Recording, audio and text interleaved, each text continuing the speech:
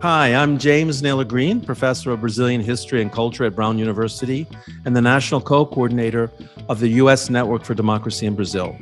This program is part of the Democracy Observatory and is supported by the Washington, Brazil office. This is Brazil Unfiltered. Today, I have the pleasure of welcoming Leonardo Avritzer, who is a full professor of political science at the Federal University of Minas Gerais. He was the director of the Brazilian Association of Political Science and is a member of the board of the International Political Science Association between 2016 and 2018. He was a visiting professor at the University of São Paulo, Tulane University, and the Massachusetts Institute of Technology. Since 2018, Avritzer coordinates the Election Observatory, which brings together political scientists to gather empirical data on the electoral process in Brazil. He also coordinates the Participatory Democracy Project. And now let me just go into a little bit of his work. He's written so many books that I couldn't possibly describe all of them, but I want to talk about a couple. He is the author of among his major works, Democracy in the Public Space in Latin America, published by Princeton University Press, in which he argues that democracy can be more inclusive and can depend on a sphere of autonomous association by citizens. In that regard, since the first decade of the century, he has worked with participatory budgets and has published two important books on the subject: Participatory Institutions in Democratic Brazil and Inovação, democrático no Brasil.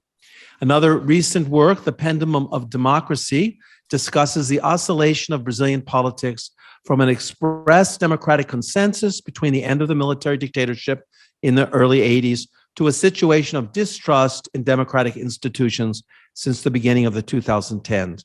The book analyzes the behavior of the middle classes and elites who align themselves with anti-democratic discourse and of popular sectors which have adhered to anti-politics, pointing out that even in periods of democratic normality, latent anti-democratic elements remain waiting to be mobilized. This is due in part to the patrimonial state, a judiciary made up of elitist forces, aversion to the agenda of the defense of individual rights and guarantees, and persistent presence of the influence of the armed forces, which has not been fully subject to political and civilian control. And this book won the Victor Nunes Leal Award for the best book in political science. Leo, welcome to Brazil Unfiltered.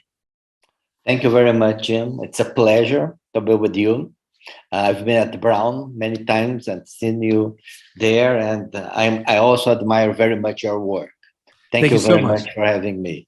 Well, I must admit I'm overwhelmed by the production that you've done, which is so extensive in Brazil. So you're currently working on the survey called The Face of Democracy. Could you talk a little bit about the survey, what its methodologies are, what its goals are? Yeah, well, since 2018, we've been surveying on a yearly basis the Brazilian public opinion on democratic habits. It's true that other institutes also have done that. La Pop at Vanderbilt University does that on a regular basis as well. But what we decided that we want to do in order to show a better picture of what Brazilians think about democracy is to ask Brazilians on many different issues about their democratic habits, democratic behavior, how they see democracy, how they see democratic institutions, Congress, the judicial system, etc. And the data in general has been very concerning. Since our first survey in 2018, we're the first one who found that the majority of Brazilians would favor a break with democracy in case of too much corruption or too much crime. This is a data that we produced in March 2018. And unfortunately, we were right. Brazilians were not very much concerned with democracy. They were concerned with crime and corruption, and they were willing to vote for someone who would break for democracy. And this is what Bolsonaro administration has been doing. So what's the methodology of the survey? Is it a national survey or is it regional? It's a national sample. It's representative for all the regions of Brazil. It's also representative for the larger states, such as São Paulo. So it's also, we use quotas, though, you know, Brazil has not have a census since 2010. So we cannot even know if the quotas we're using are right, because Bolsonaro scaled back the money and then suspended the census in 2020. At this point, we cannot even know which are the main features of the country's population. Wow, wow. And did he do that in part for political reasons, or was it just the argument of COVID and trying to save money? 2020, first of all, due to the fiscal effort that the economic minister, Paulo Guedes, was doing, he scaled back money for the census, and then the pandemic, still, we don't have data on Brazil. This might even influence the election, the polls on the election results, because we're using 2010 census plus PNAD, a Pesquisa Nacional de Amostra e Domicílios. It has a very large sample, so we try to correct some of the changes. Can you imagine how much income in Brazil has changed since 2010? And we operate on a very unstable data. Still, I think that our data in general, we check against other major polling institutions such as Datafolha in São Paulo, and usually our data overlaps. So, well, at least in questions that are important, we can check. So I think that we have a sound methodology. So let's dig deep into some parts of the survey. On the topic of satisfaction with democracy, the survey shows that 50.8% are dissatisfied, 26.7% are satisfied, and only 2.7% are very satisfied in 2022. But however, since 2018, the number of people who are satisfied with democracy has increased. Could you comment on this a little bit more? Yeah. First of all, it's important to know that historically speaking, Brazil has had low levels of satisfaction with democracy. Here in the southern cone of South America, Brazil, since the beginning of the century, or even after all democratizations that took place during the 80s in Uruguay and Argentina and Brazil, Brazil has been the country with the lower levels of satisfaction with democracy. Even if we put Uruguay aside, that's a country that should belong more to a European scenario, let's say, in terms of democracy satisfaction, social security, etc. It's interesting that levels of support for democracy have been lower in Brazil than in Argentina. Even in Argentina, after the Corralito, the blockage of public savings of the whole population, levels of support for democracy have been higher than in Brazil. So we had a historical problem. Leo, before you go on, could you explain why is that? Why are Brazilians, and I know you're doing quantitative work, but what would you say, I mean, in terms of analysis to explain this phenomenon? It's very disturbing to hear this. Yeah, it's disturbing. Well, 2 points. One, it was improving. Which was the year in which level of support for democracy were the highest ever in Brazil? 2010. After inflation went down, after public policies for the poor were successful. So there is a feeling in Brazil, I think, that somehow overlaps the very poor and the very rich. The very poor because democracy doesn't work for them, and the very rich because they are not democratic. And somehow this is an overlapping that explains Brazil very much, and in my view also explains Bolsonarismo very much. So let me ask you a question. So in 2010 is the end of the 8-year, 2-term of Lula. I think he leaves office with an approval rate of 80 to 85%.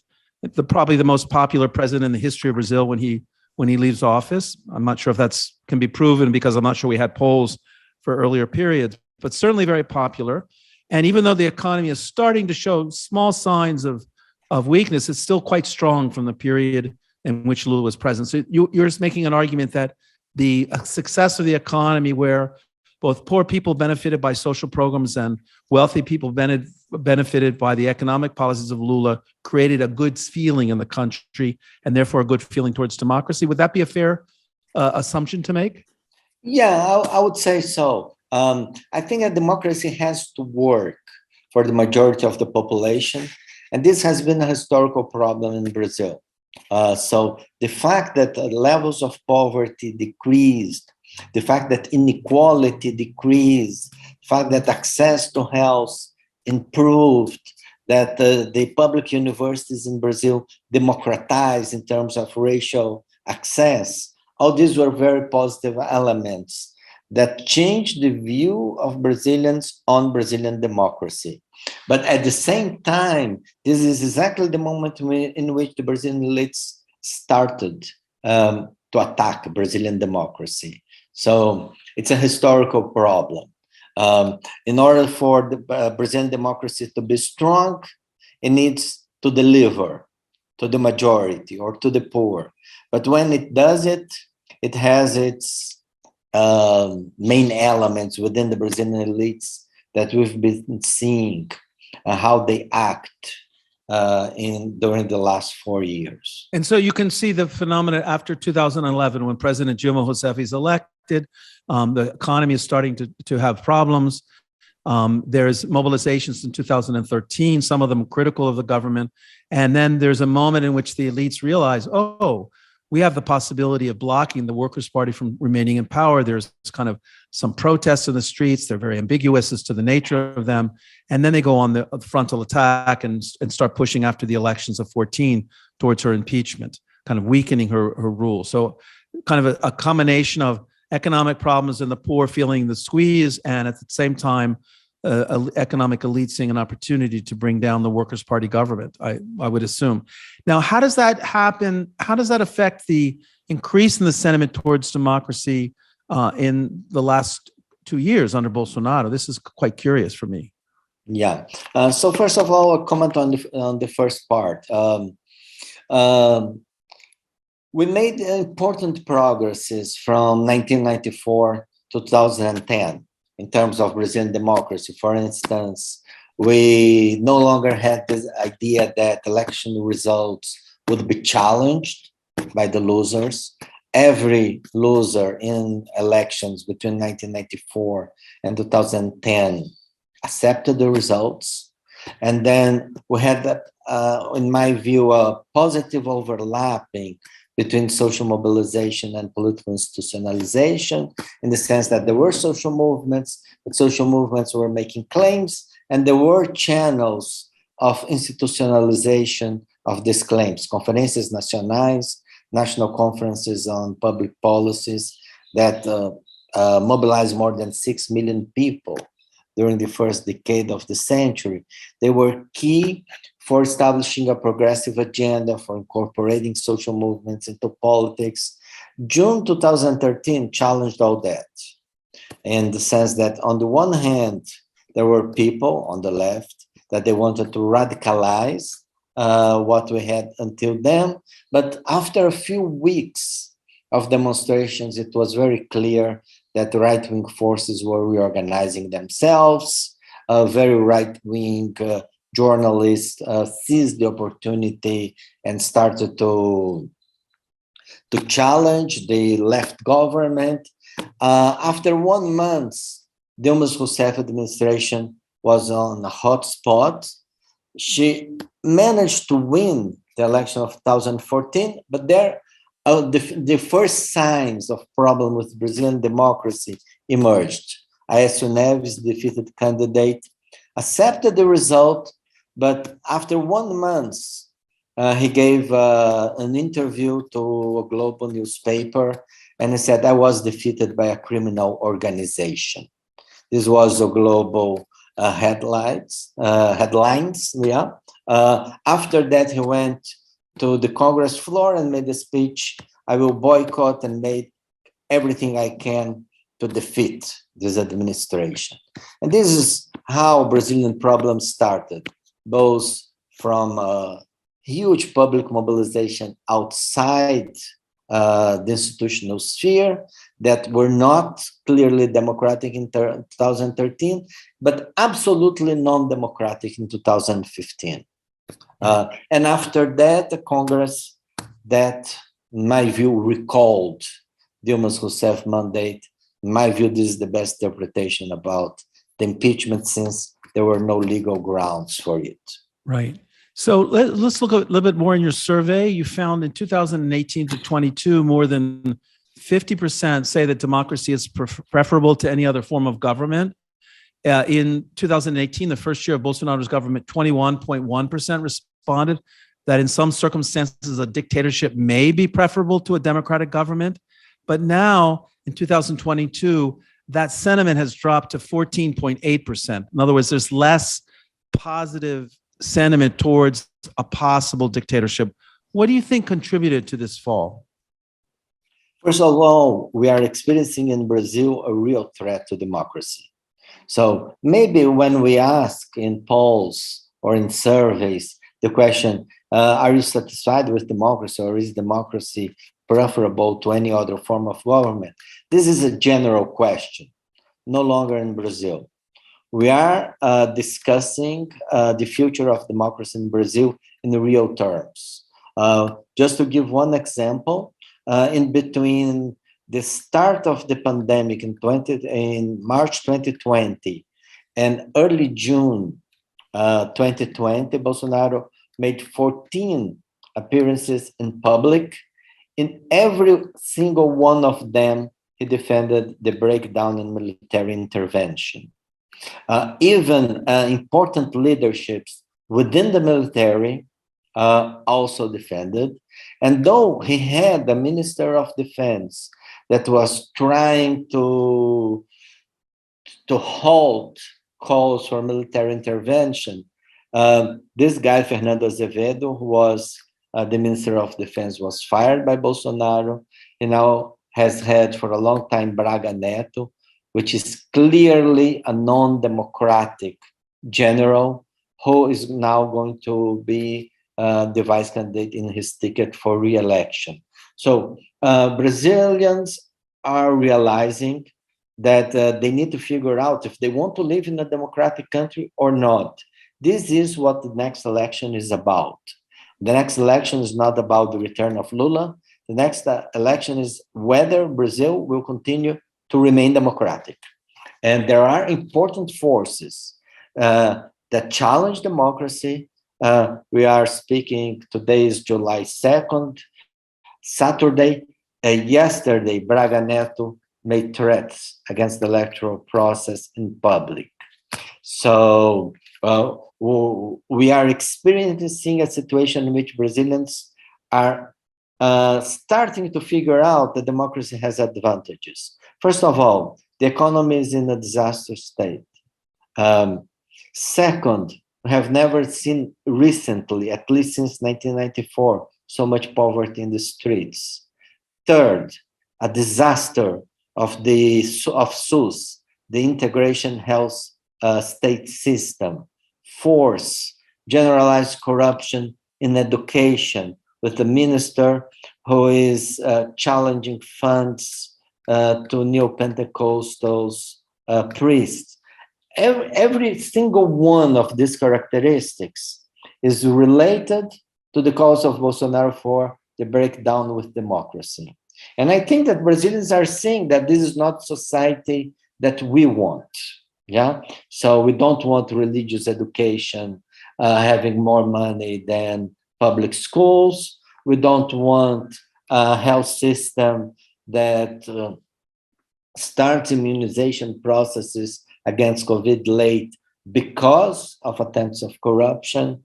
We don't want the armed forces to receive the bulk of public investment in the country. So these are real choices for Brazil now, yeah? And I think that Brazilians are moving towards in the direction of democracy. So in this regard, this seems to be a signal against the possibility of a coup and this vacillation that's going on in values between 2019 and 2020 and the present. So at the beginning of Bolsonaro's government, about 33.9% trusted the armed forces a lot. Now it's 20. Now in 2022, there's been a drop to 24%, so almost a 10% drop. Those who do not trust the armed forces rose from 18.7% in 18 to 29.2% in 22. So can you comment on that? Is that part of the same process? Yes. Well, first of all, I think that it would be fair to say that the Brazilian armed forces paid a very low price for the authoritarian adventure. There was no transitional justice in Brazil. The military went to the Constituent Assembly and they got almost everything they wanted, their capacity to even intervene in the public order, but also they cut a deal in regard to receiving the very large chunk of public investments. Everything pointed into the direction of the military remaining a very powerful force with the capacity to intervene in politics. The Cardoso administration changed this a little bit. Cardoso, maybe because of his historical links with some people who were very critical of the military, such as Alfred Stepan, he had an agenda for the military. So he created a Ministry of Defense that was important during and it was a civilian was head of the Ministry of Defense, headed also by a civilian. But during the inauguration of the first Minister of Defense, the military went there to salute him and left just after that because they thought that they should be the ones who indicated the Minister of Defense, and they didn't like Elcio Álvares, was the first Minister of Defense.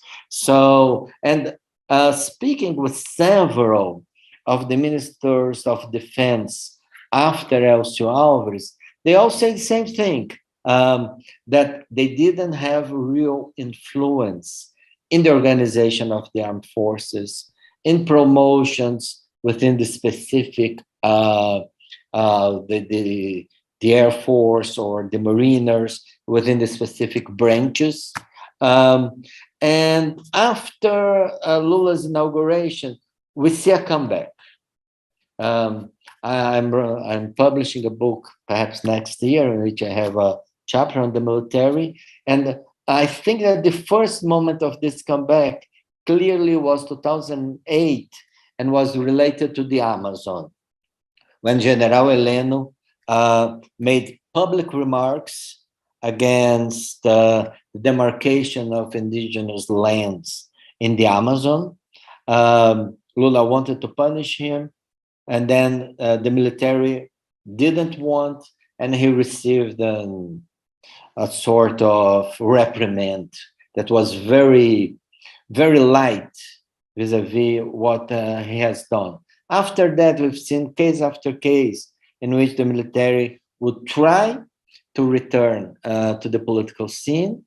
The Brazilian peace force in Haiti did not help. On the contrary, it reinforced an idea of war against crime and violation of rights. And all this conducted to an idea of a very conservative armed forces, not committed to democracy. And I think that this was, they even collaborated in the impeachment because there was an important meeting between General Echegoyen and Michel Temer when that was clearly an indication that the military were intervening and they favored the impeachment. All this together conducted to the Bolsonaro administration and the new influence of the armed forces. For you just to have one idea, in 2019, there were about 5,000 people occupying what we in Brazil called cargos de confiança. Which are politically appointed positions that are appointed by the administration. They have power. They don't go through the civil service. Right? Yeah, exactly. 5,000. And the number was higher than during the administration of João Batista Figueiredo, who was the last general to rule Brazil during the authoritarian period. So there is this reinsertion of the military into politics, both from above and from below. And I think that right now what Brazilians say, that the militaries, they are not more efficient than civilians.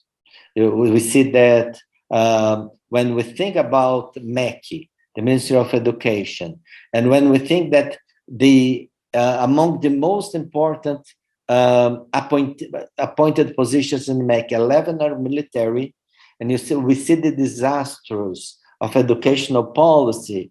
Brazilians look and they don't see the military as more efficient than the civilians. There's the myth, the idea that the military administer better, that they are more, let's say, that they are not corrupt, or they are more austerous in the way they behave. All these are myths that Brazilians are saying. What we're seeing is that we want the military in defense, responding to the civilians, but not intervening in politics and accumulating privileges.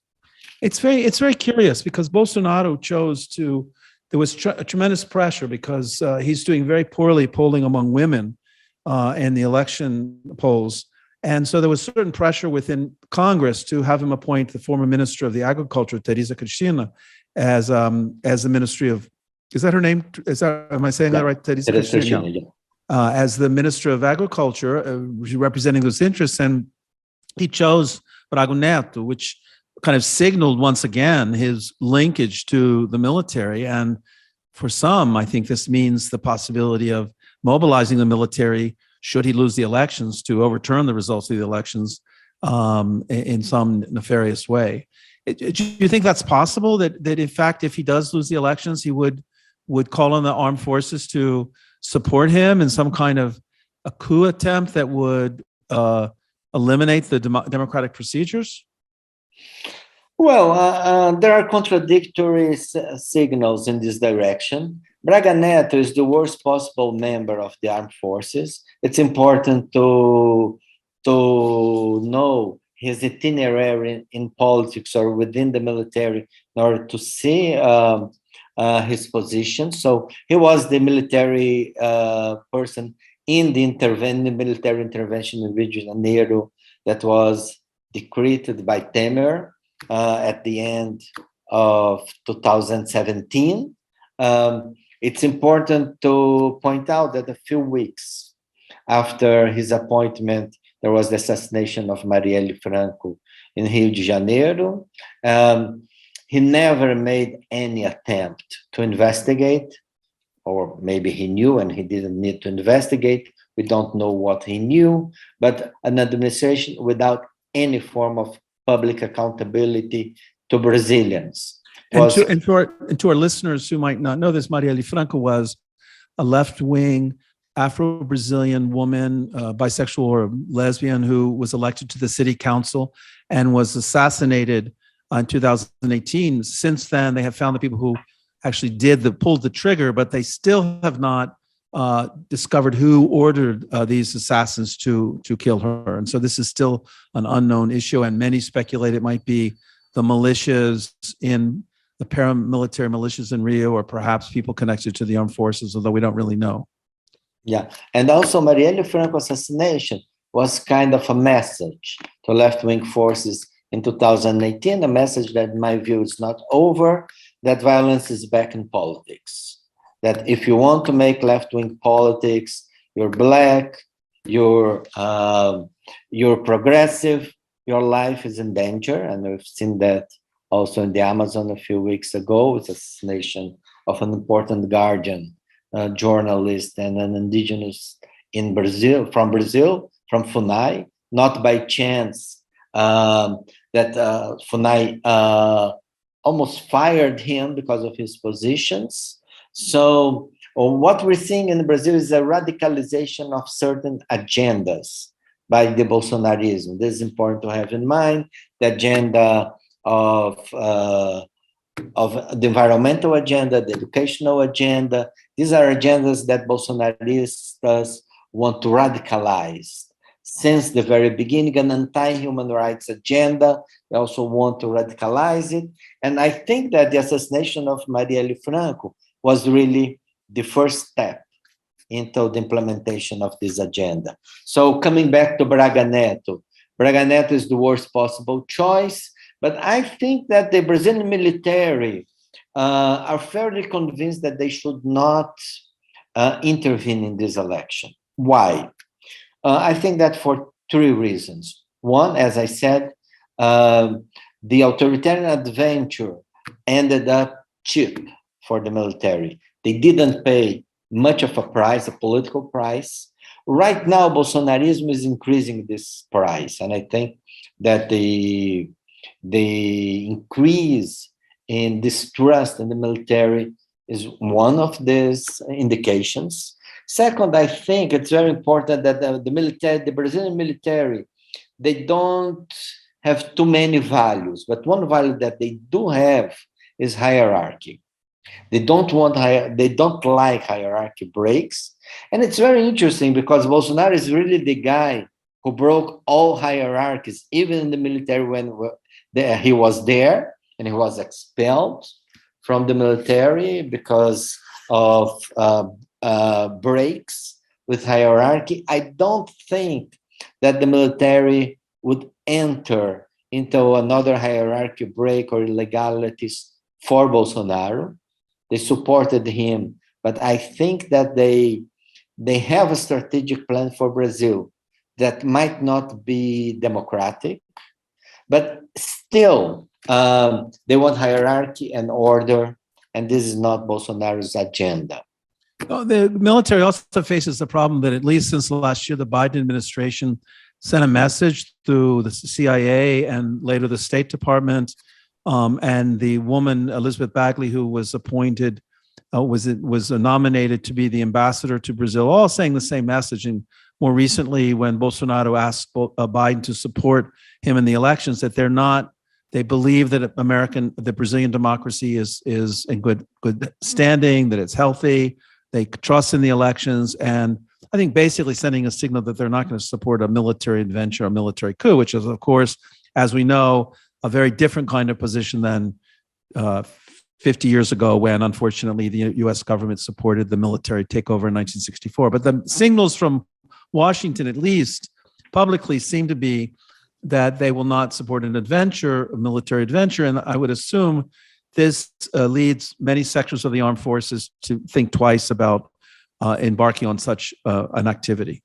Yes, I agree. And also in the region, we have a move in the region towards left administration. So a coup in Brazil and a right-wing non-democratic administration in Brazil would isolate Brazil in the region as a whole, from the US to Chile. Maybe the whole Americas would boycott such an administration. So the risks of embarking to such adventure are very high. So let's talk a little bit about the churches, which in your survey found that trust in churches is 39.4% of the population, whether that's the Catholic Church or the evangelical Christian churches, which have grown significantly and have, I think, approximately 30% of the population now see themselves as evangelical Christians. How might this situation affect the elections?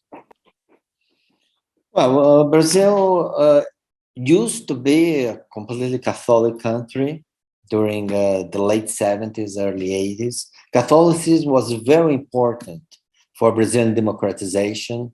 If we think about the first strikes in the ABC, the region, the outskirts of São Paulo, where Lula was the leader of the first metal workers' strikes. The one in 1978.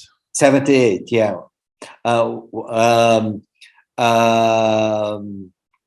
Catholic Church was very important in supporting Lula, in supporting the strikes, in supporting a human rights agenda in Brazil. But since the early 80s, the phenomenon in Brazil is not the growth of progressive Catholicism. Phenomena is the phenomenon is the increase in neo-Pentecostalism, intolerance, religious intolerance. Some states in Brazil have neo-Pentecostals majorities, though very few. The majority of the population of Rio de Janeiro declares itself non-Catholic. So we've seen huge change. In addition to that, neo-Pentecostals, they decided they would enter into politics, breaking with the tradition that Brazil had, that the Catholic Church would, of course, intervene in politics, but not directly. For instance, differently from Chile, for instance, which had a Christian Democratic Party. Brazil never had, or for a very brief period during the 60s, it had a Christian Democratic Party.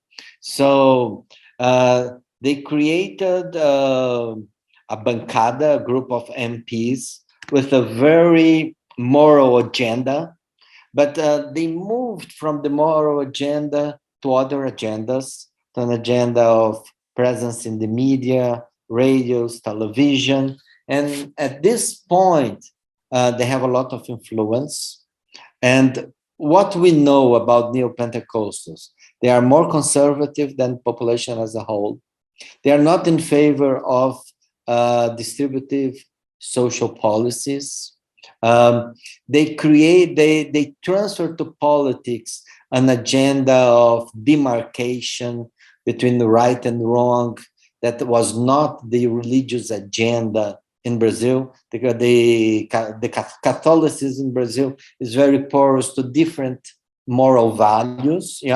So all this has been a very important and non-democratic influence in Brazil. They supported the impeachment, and especially the Assembly of God. The Assembly of God. Edir Macedo, he called Dilma Rousseff. Up to that point, he was supporting Workers' Party administration. He broke a few weeks before the impeachment, and after that, the leadership of all neo-Pentecostal churches, or the most important, became very conservative leaderships. This is a problem for democracy in Brazil, because it seems that the agenda of the neo-Pentecostals is transforming a political majority into a moral majority. They attack cultural exhibitions, they attack sexual diversity, they attack women's rights, and this is creating a sort of caldo de cultura, or a cultural background against democracy at the societal level. Because democracy, in order to have democracy at the institutional level, you need also the population to be tolerant. There are some values, and this it's in the beginning of liberalism. We have seen many people who wrote about that. You need tolerance, you need diversity, you need people who accept the other, or other ideas, or value pluralism as important aspects of democracy. And I think that this is exactly the point that the neo-Pentecostal churches are touching. So it's important. In 2018, the highest levels of trust were with the churches and with the armed forces. Now, what our survey shows is that there is distrust with the armed forces, and there is a decrease in trust with the churches. So this is good for the environmental, societal environment that would lead to the vote, or I think to a vote of return to democracy in Brazil, to full democracy in Brazil. So regarding political parties, I think at the beginning of the Bolsonaro government, as your survey showed, 76.9% of the people surveyed did not trust the parties. And this year, 2022, there was a drop to 52.7% in the number of people who do not trust parties. So how can you explain the fact that the number of people who do not trust parties have decreased? And is this favorable for whom, for which political sector? Well, to an American audience, you need to explain what parties in Brazil are, because Americans, even during Trump came to power through a party, yeah, and he was supported by a party. But this is not exactly the Brazilian situation. The Brazilian party system is completely fragmented. We have perhaps more than 30 parties with representation in Congress. The idea that you can change, or a politician can change from one party to another, is a common idea. Bolsonaro wanted to run first from the Patriots, and then he belonged to PSL, but now he's going to run through the PL. The Liberal Party, yeah. The Liberal Party. So the idea that people make changes from one party to the other, and that parties are at best an organization through which you run to power, but you don't govern just through one party. You govern through a coalition of several parties. You govern through a coalition of a non-politicized bloc in Congress called Centrão. These are all key aspects of Brazilian politics. So Brazilians don't like parties or don't believe in parties. Distrust in parties is the highest level of distrust that we see. But Brazilians who like parties, they like the Workers' Party. So it's also somehow tricky, yeah? Because the Workers' Party, during especially the anti-corruption operation Lava Jato, its level of support went very low, below 10%. But after Lava Jato, after the release of Lula from prison, and after the moves that the Workers' Party made towards the center, the level of trust and support for the Workers' Party are almost the same ones of the ones that exist during Lula and Dilma Rousseff's administration. So what we make with that? We make with that we need to rebuild trust in parties in order to reconstruct Brazilian democracy. We need to rebuild the idea that some values or some practices by politicians are positive. So I see many people who say, well, if Lula is running with Alckmin, that's from other party, and this guy has been his previous enemy, it's because politicians cannot be trusted. And it's exactly the opposite, what's going on, but still very difficult for Brazilians to understand that what Lula is trying to do is to recover a positive dimension of politics in which he can speak with people that he former disputed elections. Lula disputed the 2006 election with Geraldo Alckmin. And this is not a problem because they both have in mind what is important for Brazil, that's the defeat of Bolsonarismo and the reconstruction of democracy in the country. So let's look at two last areas that your survey covered. One is the question of trust in institutions, especially the STF or the Federal Supreme Court. That's declined, and Bolsonaro has been in pushing towards a questioning of the Supreme Court and its decisions. Could you comment on that a little bit? Yeah, in 2018, when we asked about trust in institutions, the institution that has the higher level of trust among the others was STF, the Brazilian Supreme Court. Congress was very low, parties were very low. The other institutions that were high were not non-political institutions, let's say, armed forces or the church. Bolsonaro has been fighting or attacking the Supreme Court since at least since the beginning of the pandemic. One, because the Brazilian Supreme Court decided that states and cities, they had authority to handle the pandemic. So social isolation and then immunization in Brazil, they all were done by local administrations. So this decision by the Supreme Court completely eroded Bolsonaro's authority during the pandemic, and this was very important because Bolsonaro did not want to fight the pandemic.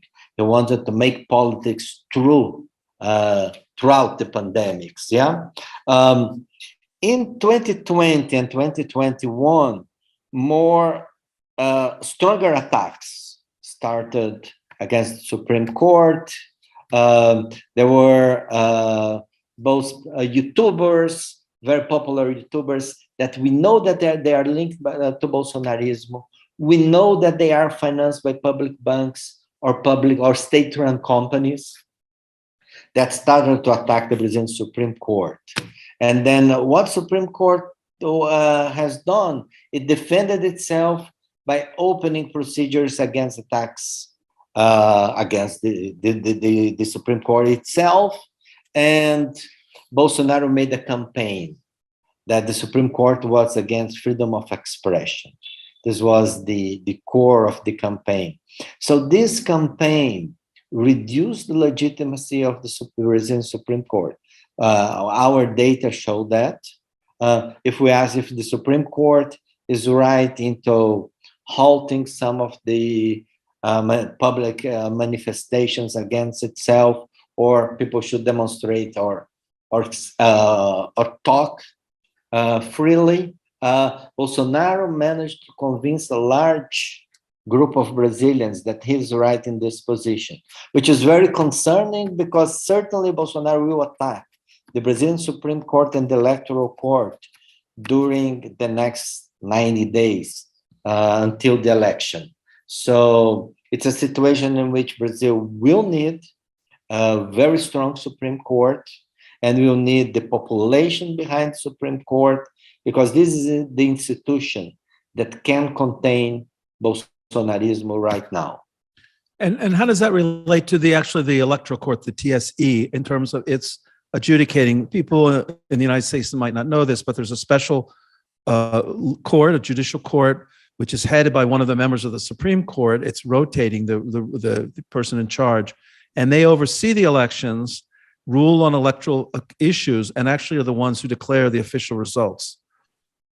Yeah, well, Brazil has an electoral authority that the US does not have. Yeah, the states in the US, they declare the electoral results, but no one declares, or the Electoral College, months after the election, meets to declare the result. Yeah? Actually, in the United States, who declares the results is the media, is the different TV stations will make. And in fact, one of the things that happened in the United States was that when Fox News declared that Arizona went to Biden, Trump went crazy because he thought that Fox News wouldn't do that, and it kind of signaled the fact that actually Biden had won the elections. So in Brazil, this official body, electoral authority, and the electoral authority declares the winner of the election, usually on the same day. Also, it's very interesting because Trump challenges very much the early vote, which is it's a printed vote, we can say, where Bolsonaro challenges the electronic vote, the vote that's more trustable, and at least to my knowledge, is not really challenged in the US. So Bolsonaro, he wants the printed vote because the printed vote is more chaotic. Bolsonaro loves chaos. So an election with printed votes, a very slow electoral counting, this is what Bolsonaro wants. Somehow what has happened in some of the US states, that it took for them days or weeks to count the votes, whereas in Brazil, these votes are counted in a few hours. Yeah. So what he wants to challenge ballots in every district. He wants an electoral result not to be produced fast, and he's going to challenge the electoral authority in this ground. And in this regard, he got the help of the army. No one knows exactly why electoral counting is armed force business. I don't know. Yeah, for some unknown reason, because they don't vote, they don't like voting. So why should they matter about electoral counting? Anyway, what Bolsonaro wants is to put pressure on the electoral court not to declare a winner on election day. Yeah, this is his aim. Which then opens up the possibility of maneuvers, chaos, mobilization, repression, and then the armed forces can argue that there's disorder in the society. They need to intervene and establish order. I guess that's the scenario that's being built. Yeah, precisely. This is the scenario he wants. The non-declaration of a winner on election day. So for this, the printed vote is better than the electronic vote. The electronic vote in Brazil is trustable. It has been many elections took place through electronic vote. They have been audited by local and international companies, and we have no reason to believe that there is a problem with the system. But still, he challenges the system. But it's very interesting because people may not trust very much STF, but they trust the electoral system. This is another result that we produced in our survey. And the amount of Brazilians, number of Brazilians who trust the electoral court is very high, or who trust the electoral counting system is very high. So Bolsonaro, most likely in the next few weeks or months, he'll try to establish several direct conflicts with the electoral court. And this conflict is very important for the electoral court to remain stable, to stand by its process, and to assure Brazilians that there will be a winner on election day. Any last comments you'd like to share with our listeners about the political situation in Brazil today? Are you optimistic? Are you pessimistic? What's your take? Well, I think that the Brazilian democracy deteriorated a lot from 2014 to 2018, and the pandemic situation in the country has been disastrous. We paid huge price in terms of lives during the pandemic. But the fact of the matter is we are improving from a very low point.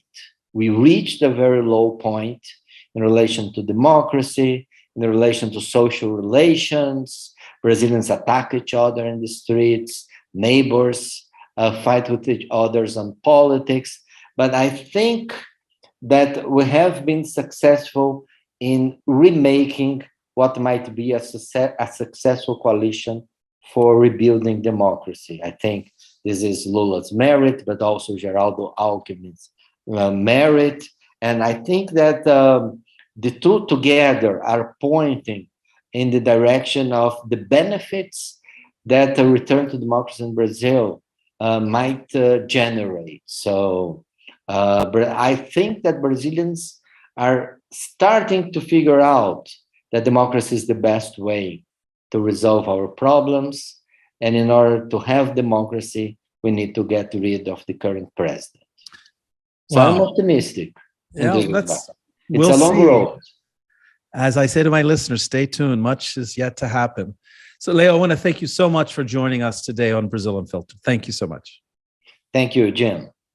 So I hope you enjoyed the interview. If you are watching on YouTube, don't forget to like the video. And if you have not yet subscribed, please do so. And if you're listening on Apple Podcasts, Spotify, or wherever you listen to your podcast, please leave us a 5-star review. It helps other people find the program. Have a great week. Until next time, até a próxima.